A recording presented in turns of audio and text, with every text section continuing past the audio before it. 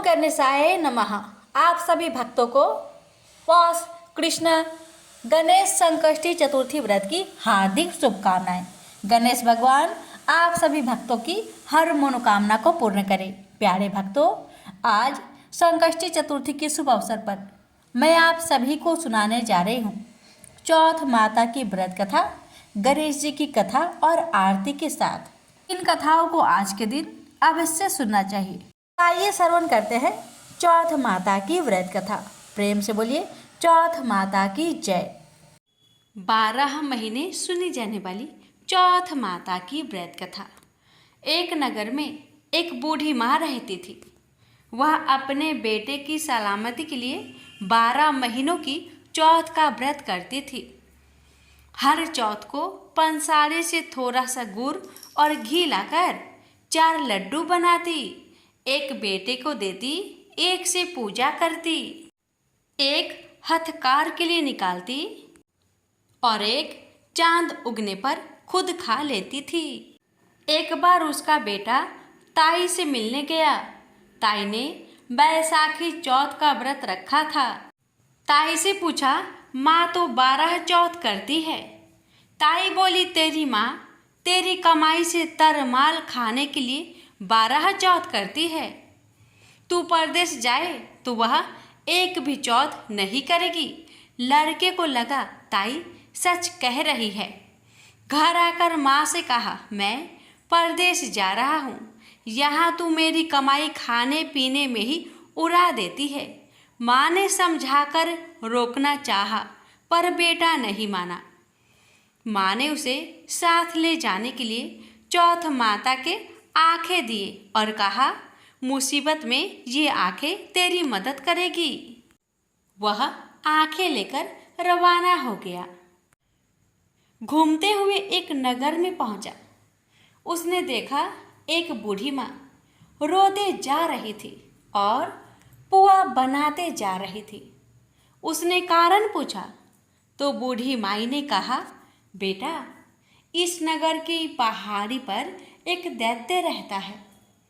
पहले वह नगर में आकर कई लोगों को खाने के लिए मार देता था।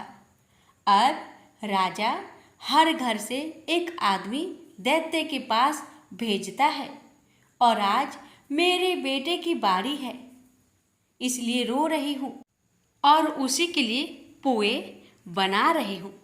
वह बोला, तू पुए मुझे खिला दे, तेरे बेटे की जगह मैं चला जाता हूँ। बूढ़ी माँ ने खीर पुए उसे खिला दिए। खा पीकर वह सो गया। रात को राजा के सैनिक आए तो बूढ़ी माँ ने उसे भेज दिया। दैत्य के सामने पहुँचने पर उसने चौथ माता के आंखें दैत्य की तरफ फेंककर कहा, हे चौथ माता, यदि मेरी माँ मेरी सलामती के लिए व्रत करती है तो दैत्य का सिर कटकर गिर जाए। तुरंत दैत्य का सिर कटकर गिर गया। लड़का वापस आ गया। राजा ने उसे उपहार देकर विदा किया। चलते हुए एक दूसरे राजा के नगर में पहुंचा। इस राज्य में आवा तभी पकता था जब एक इंसान की बलि दी जाती थी। सिपाहियों ने उसे पकड़कर आवे में चुन दिया। लड़के ने आंखें आवे में डाले और कहा, हे चौथ माता, यदि मेरी माँ मेरी सलामती के लिए व्रत करती है तो आवा मेरी बलि लिए बिना ही झट से पक जाए। आवा तुरंत पक गया। आवे में से मिट्टी की जगह सोने चांदी के बर्तन निकले। अंदर से लड़का बोला, बर्तन धीरे धीरे निकालना, मुझे लग न जाए। राजा ने उसे निकलवाया और पूछा, इस आवे से तुम बच कैसे गए? लड़के ने बताया कि उसकी माँ चौथ माता का व्रत करती है, व्रत के कारण ही वह बच पाया है। राजा को विश्वास नहीं हुआ। उसने एक चांदी की सुराही मंगवाई और कहा कि सुराही की नली से निकलकर दिखाओ, तभी मुझे विश्वास होगा। लड़के ने चौथ माता को याद करके आंखें सुराही में डाले और कहा, मैं भौरा बनूं सुराही से निकलूं। लड़का भौरा बनकर सुराही से निकल गया। राजा ने खुश होकर राजकुमारी की शादी उसके साथ करवाई और सभी लोगों को चौथ माता का व्रत करने को कहा। उसे माँ की याद आई। उसने राजा के पास जाकर खुद के नगर जाने की इच्छा जाहिर की। राजा ने रथ, घोड़ा, हाथी और खूब सारा दान दहेज देकर उन्हें विदा किया। चौथ के दिन अपने नगर पहुंचा। वह अकेला पंसारी के यहाँ माँ का इंतजार करने लगा। सोचा चौथ है तो माँ यहाँ जरूर आएगी। थोड़ी देर बाद लकड़ी टेकती हुई माँ आती दिखी। बेटा माँ के चरणों में गिर पड़ा। कहा, माँ मैं तेरा बेटा हूँ, मुझे माफ़ कर दो। माँ ने उसे गले से लगा लिया। लोग चौथ माता की जय जयकार करने लगे। उस नगर के सभी लोग चौथ माता का व्रत करने लगे। हे चौथ माता, जैसे बूढ़ी माँ और उसके बेटे की सहायता की वैसे हमारी भी करना। कहानी कहने और सुनने वाले पर कृपा करना। बोलिए चौथ माता की जय हो। एक सेठ सेठानी थे। उनके एक बेटा और बहू थे। बहू सबको भोजन करा के फिर स्वयं भोजन करती। एक पड़ोसन ऐसी भी थी जो रोज पूछती कि बहू आज क्या बनाया और क्या खाया। बहू कहती ठंडो बासी।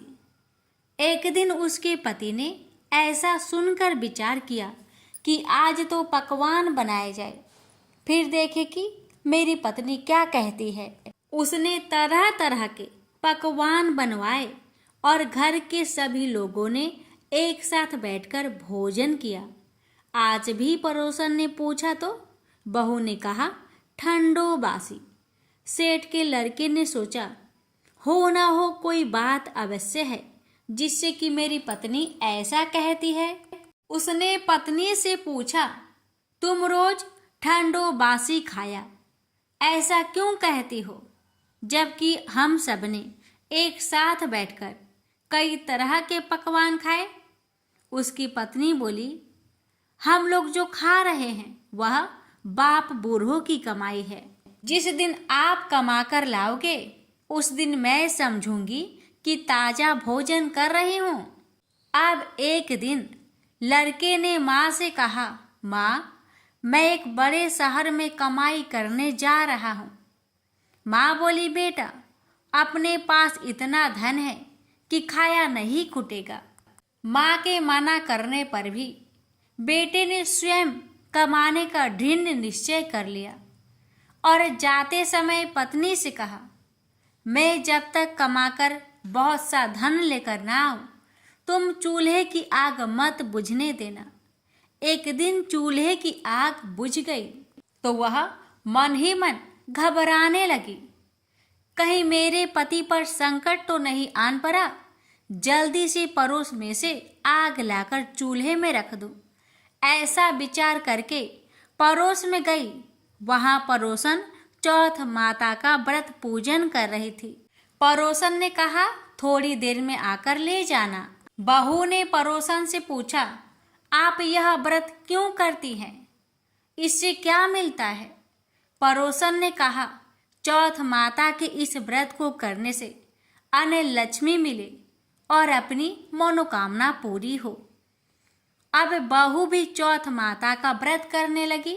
दीवार पर चौथ माता बनाई। उस दिन घी गुड़ का चूरमा बनाकर रात्रि को चंद्रमा को अर्घ्य देकर भोजन करती। ऐसा करते करते बहुत दिन हो गए। चौथ माता ने उस बहू के पति को सपना दिया कि साहूकार का बेटा तू जागे कि सोवे, तेरी पत्नी बहुत याद कर रही है। घर जाकर उसकी चिंता मिटा। तू दुकान खोलकर कंकु केसर का पगलिया बना के बैठ जाना। आज तेरा हिसाब किताब चुकता हो जाएगा। अब तो चौथ माता ने जैसा कहा था वैसा ही हुआ। उसने घर जाने की तैयारी की और गाड़ी भर के धन दौलत लेकर चल दिया। रास्ते में एक बड़ा सा काला नाग फन फैलाए बैठ गया और कहने लगा, आज तो मैं तुझे डसूंगा, छोड़ूंगा नहीं। आज तेरी आयु पूरी हो गई है। तो सेठ के लड़के ने कहा, आज चौथ माता ने मुझे सपना दिया है, तो मैं अपनी पत्नी से मिलने घर जा रहा हूँ। वहाँ मेरी पत्नी बहुत चिंता कर रही है। मैं उससे मिलकर जरूर आऊँगा, तब तुम मुझे डस लेना। नाग ने कहा, तुम शपथ पूर्वक कहकर जाओ तो मैं तुम्हें जाने दूंगा, परंतु लौट कर नहीं आए तो तुम्हारे घर आकर मैं तुम्हें डस लूंगा। इस प्रकार सर्प को वचन देकर वह अपने घर पहुंचा। वहां सभी से हंसी खुशी से मिला और भोजन करके उदास होकर बैठ गया।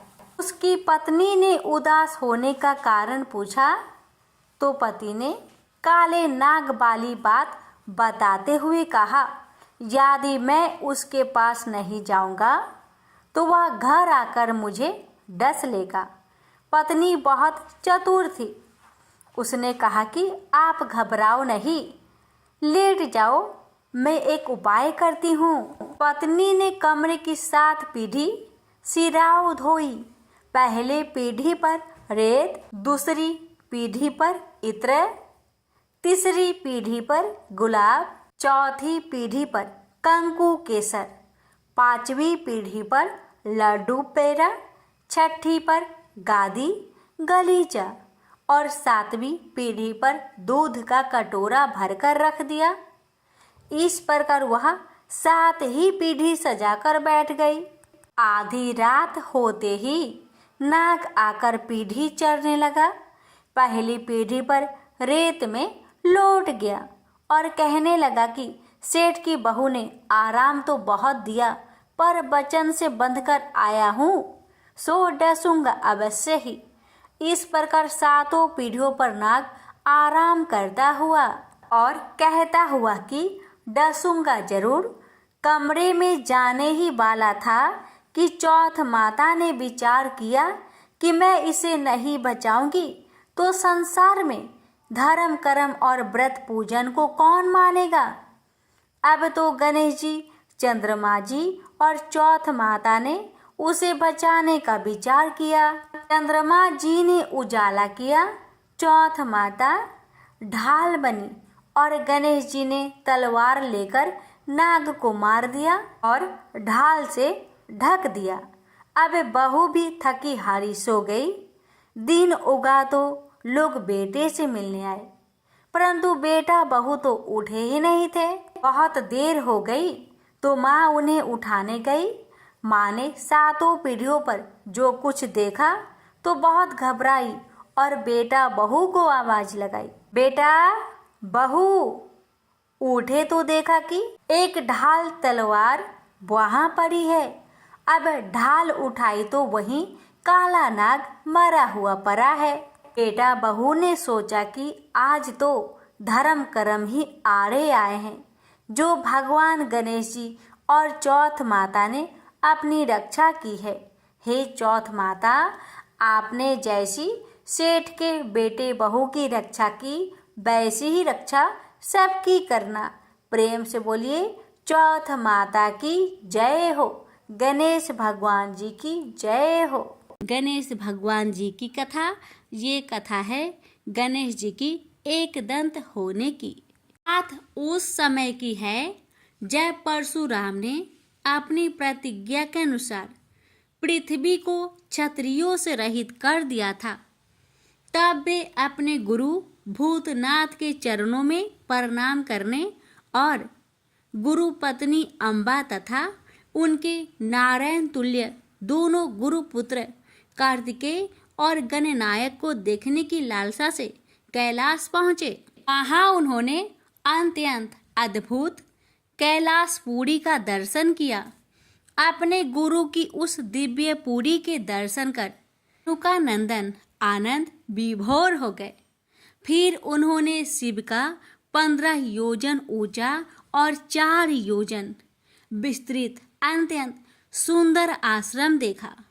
परशुराम वहाँ सबसे मिले और उन्होंने सबसे बात की। इसके बाद वे नंदीकेश्वर से आज्ञा प्राप्त कर प्रसन्नता पूर्वक आश्रम के भीतर प्रविष्ट हुए। कुछ ही आगे जाने पर महातपस्वी परशुराम ने बहुमूल्य रत्नों से निर्मित सैकड़ों मंदिर देखे।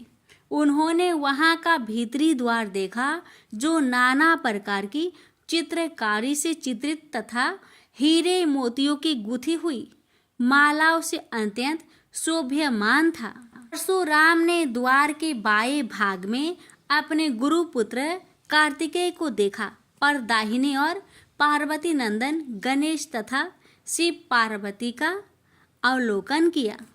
वे वहां रत्नाभरण भूषित बहुमूल्य रत्नों से बने सिंहासनों पर आसीन थे। परशुराम सबसे मिलते और प्रेम पूर्वक बात करते हुए प्रसन्नचित चित्त से आगे बढ़े ही थे कि गणेश ने उन्हें देखकर कहा, शूलपाणी इस समय शयन कर रहे हैं।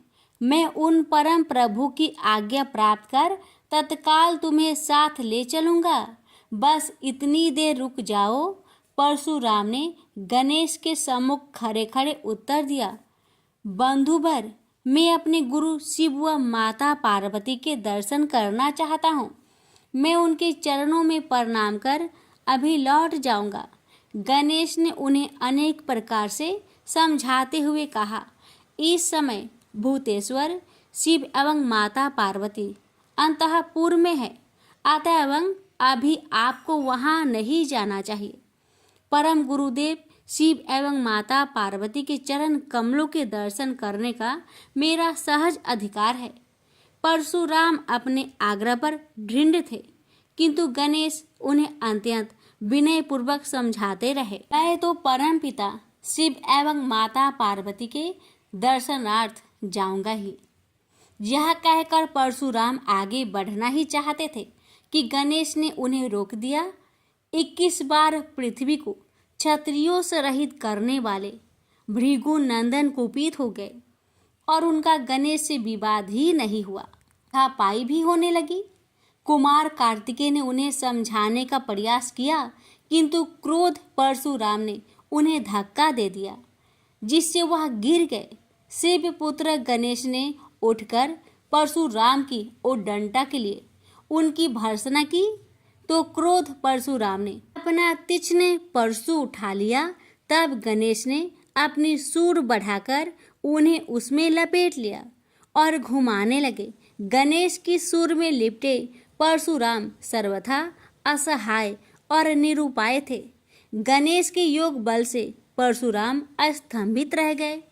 गणेश ने परशुराम को सप्तद्वीप, सप्त पर्वत, सप्त सागर, भूलोक, स्वर्गलोक, जनलोक, ध्रुवलोक, गौरीलोक और शंभुलोक में घुमाते हुए समुद्र में फेंक दिया। परशुराम समुद्र में तैरने लगे तो निरामयी गणनाथ ने उन्हें पुनः अपनी सूंड में उठा लिया और घुमाते हुए बैकुंठ धाम दिखाकर गोलोक धाम का दर्शन करा दिया। वहां परशुराम ने मंद मंद मुस्कुराते हुए बंसी विभूषित नवनीरद श्री कृष्ण के साथ रासवेणी राधा का दर्शन किया, तो वे बार बार उनके मंगलमयी चरण कमलों में प्रणाम करने लगे। कुछ देर बाद परशुराम सचेत होकर पृथ्वी पर गिर पड़े। समय उनका प्रतिवादी मुख स्तंभ गणेश जी द्वारा किया हुआ स्तंभन भी दूर हो गया। तब उन्होंने अपने अभीष्ट देवता श्री कृष्ण के जगत गुरु शिव द्वारा प्रदत्त परम दुर्लभ स्रोत एवं कवच का स्मरण किया और संपूर्ण शक्ति से सूर्य की प्रभा के तुल्य तीक्ष्णतम अपने परशु से गौरी नंदन पर प्रहार कर दिया।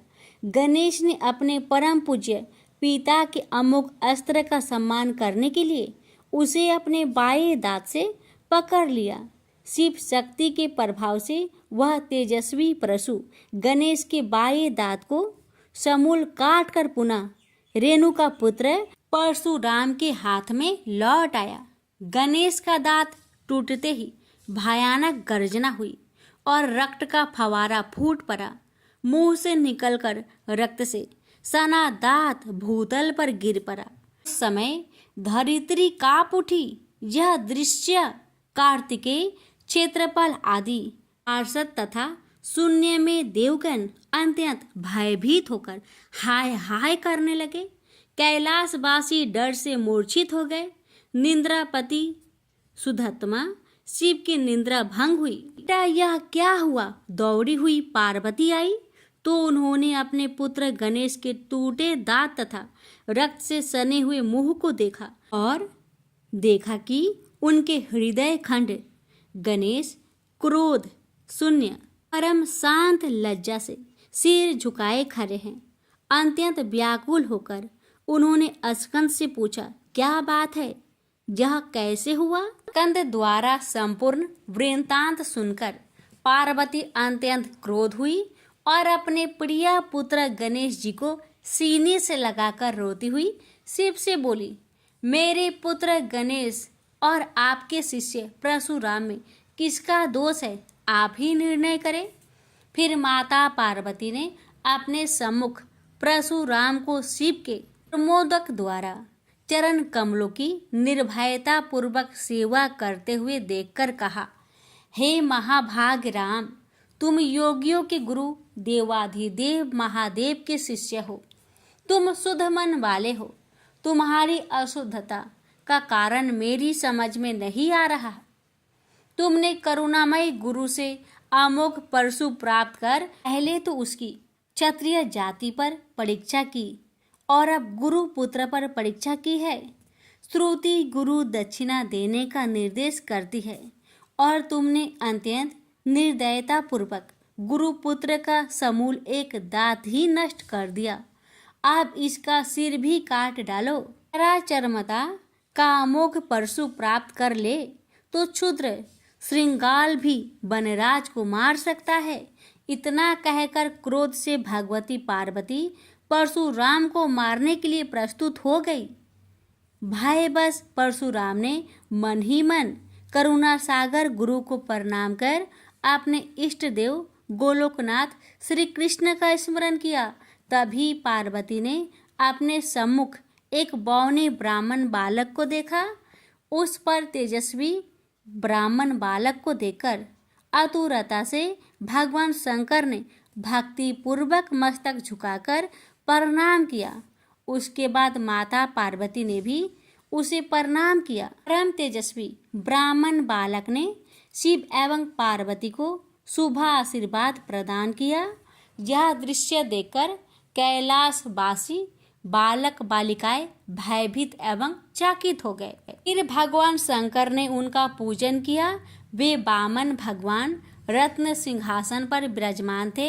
उनका उत्कृष्ट तेज सर्वत्र फैल रहा था। भगवान शंकर ने मधुर शब्दों में कहा, आज मेरा परम सौभाग्य है जो आपने कृपा पूर्वक मेरे यहाँ पधार कर मुझे सेवा का अवसर प्रदान किया है। सुतोष शिव की मधुर वाणी से प्रसन्न होकर ब्राह्मण बाल रूपी स्वयं श्री हरि ने गंभीर स्वर में कहा, आप लोग की वर्तमान स्थिति जानकर मैं श्वेत द्वीप से आ रहा हूँ। मेरे भक्तों का कभी अमंगल नहीं होता। मेरा सहस्त्रसार उनके रक्षार्थ प्रतिक्षण प्रस्तुत रहता है, किंतु गुरु के रुष्ट होने पर मैं विवश हो जाता हूँ। गुरु की अवहेलना बलवती होती है। विद्या और मंत्र प्रदान करने वाला गुरु अभिष्ट देव से 100 गुना श्रेष्ठ है। गुरु से बढ़कर कोई देवता नहीं है, पार्वती से बढ़कर कोई पतिव्रता नहीं है तथा गणेश से उत्तम कोई जितेंद्रिय नहीं है। भृगु नंदन ने गुरु पत्नी एवं गुरु पुत्र की अवहेलना कर दी है। उसी का मार्जन करने के लिए मैं यहाँ उपस्थित हुआ हूँ। श्री हरि ने भगवान शंकर के बाद भगवती पार्वती से कहा, तुम जग जननी हो। तुम्हारे लिए गणेश, कार्तिकेय और परशुराम भी पुत्र तुल्य है। इन परशुराम ने स्नेह के प्रति शिव और तुम्हारे मन में भेद नहीं है। अतः एवं जो उचित समझो करो। देव बड़ा प्रबल होता है। बालकों का यह विवाद तो देव दोष से ही घटित हुआ है। तुम्हारे इस प्रिय पुत्र का एक दंत नाम वेदों में प्रसिद्ध है। फिर श्री हरि ने परशुराम से कहा, राम, तुमने क्रोधवश शिवा पुत्र गणेश का दांत तोड़कर अनुचित किया है। इस कारण तुम निश्चय ही अपराधी हो। ये सर्वशक्ति स्वरूपा पार्वती प्रकृति से परे और निर्गुण है। श्री कृष्ण भी इन्हीं की शक्ति से शक्तिशाली हुए हैं। ये समस्त देवताओं की जननी है। तुम इनकी स्तुति कर इन्हें संतुष्ट करो। इतना कहकर श्री हरि बैकुंठ के लिए प्रस्थान कर गए। परशुराम ने भी स्नान कर शुद्ध वस्त्र धारण कर लिए। वह हाथ जोड़कर गुरुदेव के चरणों में प्रणाम कर सिर झुकाए जगजननी गौरी का स्तवन करने लगे। भक्तवर परशुराम के संपूर्ण अंग पुलकित थे और उनके नेत्र से अश्रु प्रवाहित हो रहे थे। इस प्रकार करुण प्रार्थना करते हुए अंत में परशुराम ने कहा, जगजननी, रक्षा करो, मेरे अपराध को क्षमा कर दो। भला कहीं बच्चे के अपराध करने से माता कुपित होती है। यह कहकर परशुराम ने माता पार्वती के चरणों में प्रणाम कर अत्यंत दुखी होकर रोने लगे। परशुराम की करुण प्रार्थना से करुणामयी पार्वती का हृदय द्रवित हो गया। उन्होंने प्रीति पूर्वक परशुराम को अभय दान देते हुए कहा, बेटा, अब शांत हो जाओ। आशुतोष के अनुग्रह से तुम्हारी सर्वत्र विजय हो। सर्वतरात्मा श्री हरि तुम पर सदा प्रसन्न रहे। गुरुदेव शिव में तुम्हारी भक्ति सुदृढ़ रहे। तुम अमर हो जाओ। इसी प्रकार दयामयी पार्वती ने परशुराम को आशीर्वाद दिया और वे अपने अंतपुर में चली गई। उस समय वहां श्री भगवान के मंगल नाम का उच्च घोष होने लगा। फिर परशुराम ने एक दंत गणेश का स्तवन किया और गंधे, पुष्प, धूप, दीप एवं तुलसी रहित नैवेद्य आदि से लंबोदर की विधि पूर्वक पूजा की। परशुराम ने भक्ति भाव से भाई गणेश को संतुष्ट कर माता पार्वती एवं कृपा सिंधु त्रिलोचन के चरणों में प्रणाम किया। फिर उन्होंने गुरु की आज्ञा प्राप्त कर प्रसन्नता पूर्वक वहां से प्रस्थान किए। प्रेम से बोलिए गौरी पुत्र गणेश भगवान की जय। हर हर महादेव। माता पार्वती की जय। अब सुनिए चौथ माता जी की आरती। ओम जय श्री चौथ मैया, बोलो जय श्री चौथ मैया। सच्चे मन से सुमिरे सब दुख दूर भैया। ओम जय श्री चौथ मैया। ऊंचे पर्वत मंदिर शोभाती भारी, देखत रूप मनोहर असुरन भयकारी। ओम जय श्री चौथ मैया। महासिंगार सुहावन ऊपर छत्र फिरे, सिंह की सवारी सोहे कर में खड़क धरे। ओम जय श्री चौथ मैया। बाजत नौबत द्वारे अरु मृदंग डेरू, 64 जोगन नाचत नित्य करे भैरू। ओम जय श्री चौथ मैया। बरे बरे बलशाली तेरा ध्यान धरे, ऋषि मुनि नर देवा चरणों आन परे। ओम जय श्री चौथ मैया। चौथे माता की आरती जो कोई सुहागन गावे, बढ़त सुहाग की लाली सुख संपत्ति पावे। ओम जय श्री चौथ मैया। अब सुनिए गणेश जी की आरती। जय गणेश जय गणेश जय गणेश देवा, माता जाकी पार्वती पिता महादेवा। एक दंत दयावंत चार भुजाधारी, माथे सिंदूर सोहे मूस की सवारी। जय गणेश जय गणेश जय गणेश देवा, माता जाकी पार्वती पिता महादेवा। पान चढ़े फल चढ़े और चढ़े मेवा, लड्डुअन का भोग लगे संत करे सेवा। जय गणेश जय गणेश जय गणेश देवा, माता जाकी पार्वती पिता महादेवा। अंधन को आँख देते कोढ़िन को काया, बाझन को पुत्र देते निर्धन को माया। जय गणेश जय गणेश जय गणेश देवा, माता जाकी पार्वती पिता महादेवा। सूर्य श्याम शरण आए सफल कीजिए सेवा, माता जाकी पार्वती पिता महादेवा। जय गणेश जय गणेश जय गणेश देवा, माता जाकी पार्वती पिता महादेवा। दीनन की लाज रखो शंभु सुतेकारी, कामना को पूर्ण करो जाओ भलिहारी। जय गणेश जय गणेश जय गणेश देवा, माता जाकी पार्वती पिता महादेवा। प्रेम से बोलिए गणेश भगवान की जय। हे भगवान, हे चौथ माता, अपने सभी भक्तों की सभी मनोकामना को पूर्ण करना, सभी कष्टों को दूर करना, और हम जो आपकी कथा सुना रहे हैं हम पर भी अपनी कृपा सदा बनाए रखना। प्रेम से बोलिए चौथ मैया की जय, गणेश भगवान की जय।